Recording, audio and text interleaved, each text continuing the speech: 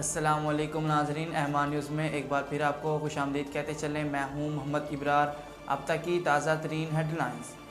Pakistan international airline PIA Australia के लिए बराह रास्त फ़िज़ाई ऑपरेशन शुरू करने के लिए मुकम्मल तौर पर तैयार है। PIA ने ऑस्ट्रेलिया की सिविल एविएशन अथॉरिटी को 14 मार्च से पाकिस्तान से बराह रास्त फ़िज़ाई ऑपरेशन शुरू करने की दरख्वास्त की है। PIA की जानिब से दरख्वास्त में कहा गया है कि PIA ऑस्ट्रेलिया के लिए 14 मार्च से फ़िज़ाई ऑपरेशन शुरू करेगी। इब्तदाई तौर पर PIA ऑस्ट्रेलिया के लिए हफ्तावार 2 परवाज़ें शुरू करेंगी।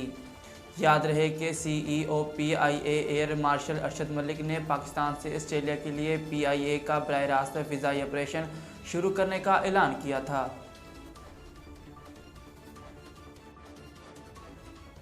भारत के शहर दिल्ली के एक जेल में 18 साला ज़ीशान मलिक की पुरअसरार मौत का वाक़या पेश आया, जिसमें मकतूल के अहल खाना का कहना है कि इसके जिस्म पर ज़ख्मों के बहुत से निशानात थे, जिससे वाज़ेह हो जाता है कि इस जेल में तशद्दुद का निशाना बनाया गया। खैबर एजेंसी के मुताबिक मकतूल ज़ीशान के कंधे, बाजू और घुटने में फ्रैक्चर था, जबकि पसलियाँ भी टूटी हुई थी, जो ज़ख्मों के निशानात से वाज़ेह था। याद रहे कि ज़ीशान सिगरेट चोरी केस में 3 माह तक जेल में था। रवां माली साल के पहले 7 माह के दौरान मुख्तलिफ ममालिक से 1 अरब 27 करोड़ डॉलर मालियत के मोबाइल फ़ोन दरामद किए गए।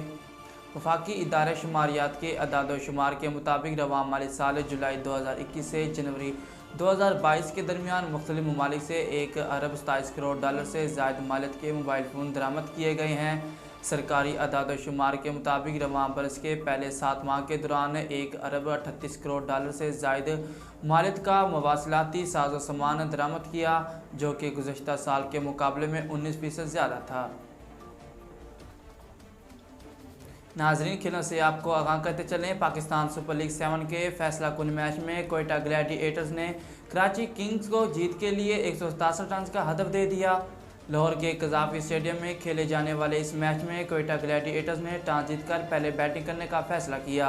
कोयटा ग्लैडिएटर की टीम ने मुकर्रर 20 ओवर्स में 4 विकेटों के नुकसान पर 166 रन बनाए, जिसमें ओपनर जेसन राय ने 64 गेंदों पर 82 रन स्कोर किए।